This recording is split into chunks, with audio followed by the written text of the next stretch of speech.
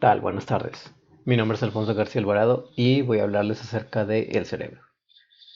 ¿Qué es el cerebro? El cerebro se puede definir como un órgano complejo, ubicado dentro del cráneo, que gestiona la actividad del sistema nervioso. Forma parte del sistema nervioso central y constituye la parte más voluminosa y conocida del encéfalo. El cerebro es la parte que siempre representamos en dibujos como si fuera una pequeña nube, con tubos que parecen chorritos. Eso es lo que conocemos como cerebro. Ok, está situado en la parte interior y superior de la cavidad craneal y está presente en todos los vertebrados. Dentro del cráneo, el cerebro flota en un líquido transparente llamado líquido cefalorraquídeo y cumple con funciones de protección, tanto físicas como inmunológicas. El cerebro básicamente está ubicado en toda esta parte. Ya lo demás es el cerebelo, el tronco encefálico, etcétera, etcétera, etcétera. ¿Para qué sirve? Como parte fundamental del encéfalo y del sistema nervioso central, las funciones del cerebro podrían resumirse en controlar y regular la mayoría de las funciones del cuerpo y de la mente. Todo lo que sucede en nuestra vida funcional y fisiológicamente es regulado por nuestro encéfalo. ¿Cuáles son las funciones del cerebro? Una, controla las funciones vitales, como la regulación de la temperatura, de la presión sanguínea, de la tasa cardíaca, la respiración, como dormir, comer, etcétera, etcétera, etcétera. Recibe, procesa, integra e interpreta toda la información que recibe de los sentidos. La vista, el oído, el gusto, el tacto, el olfato, etcétera, etcétera, etcétera. Controla los movimientos que hacemos y la posición postural. Por ejemplo, caminar, correr, como hablamos, al estar de pie, al estar sentados. Todo eso lo controla el encéfalo. Es responsable de nuestras emociones y conductas. La psique nos permite pensar, razonar, sentir, filosofar, todo lo que conlleva nuestros procesos cerebrales cognitivos superiores básicos, nos controla el encéfalo. También controla las funciones cognitivas superiores, la memoria, el aprendizaje, la percepción, las funciones ejecutivas, bla, bla, bla, bla.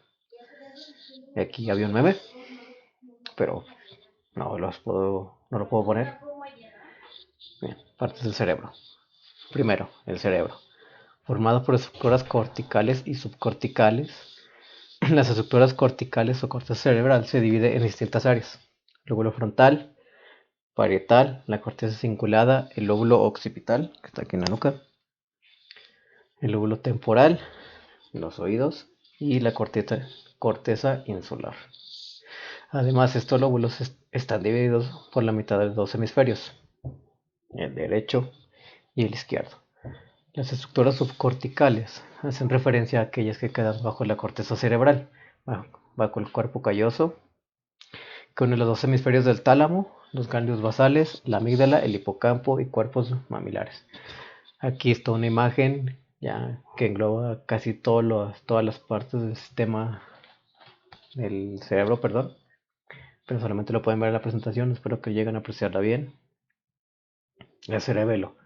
Este es el segundo órgano más grande del encéfalo, está involucrado en el control de postura y del movimiento, principalmente, aunque también realiza algunas funciones cognitivas, pensar, hablar, todo eso. El hipotálamo, glándula pituitaria o la hipófisis y la glándula pineal.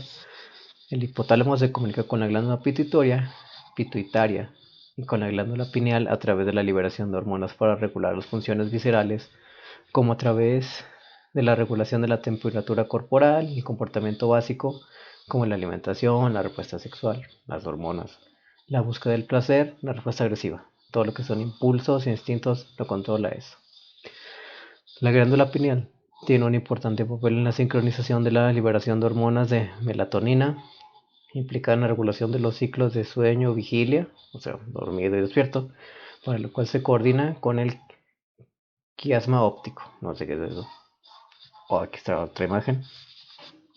El tronco cerebral comienza en el extremo superior de la médula espinal. Aquí está fuerte, si alcanza a ver. Está formado por el bulbo raquídeo, el puente de Barolio o protuberancia de Barolio y el mesencéfalo. El tronco tallo encefálico controla las funciones automáticas como la presión sanguínea o los latidos del corazón, los movimientos límbicos y funciones viscerales, Por ejemplo, todos los, este, la digestión, cómo se mueve la comida o el quimo a través de los intestinos, la absorción de nutrientes del quimo, etcétera, etcétera, etcétera.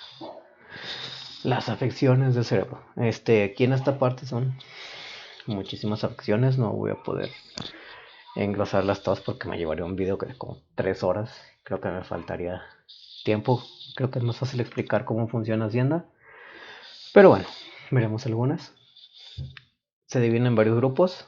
El primer grupo son las metabólicas, que estas pueden acarrear grandes daños en el cerebro si no son tratadas de forma temprana, ya que estas privan al cerebro de elementos esenciales para su desarrollo.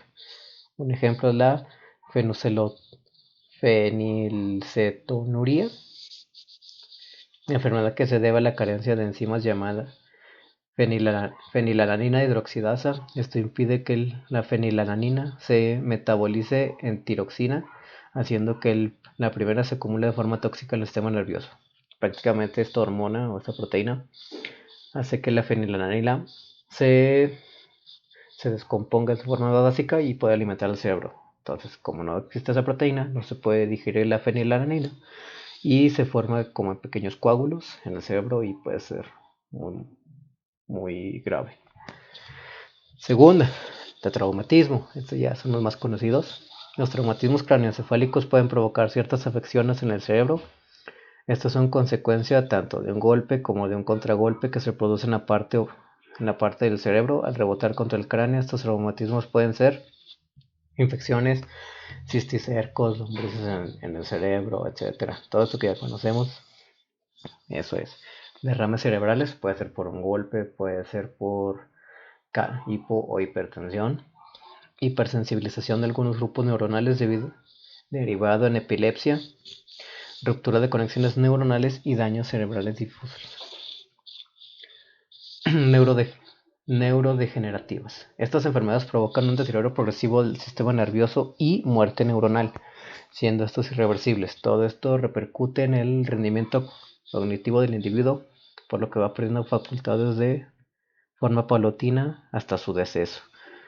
Estas enfermedades lo que hacen es las neuronas que tenemos en nuestro encéfalo se van degradando poco a poco, van perdiendo conexiones, se van muriendo, la eficiencia ya es muy poca, casi nula. Por eso dejamos de hacer ciertas cosas, perdemos control de ciertas partes del cuerpo. Todo eso son las neurodegenerativas.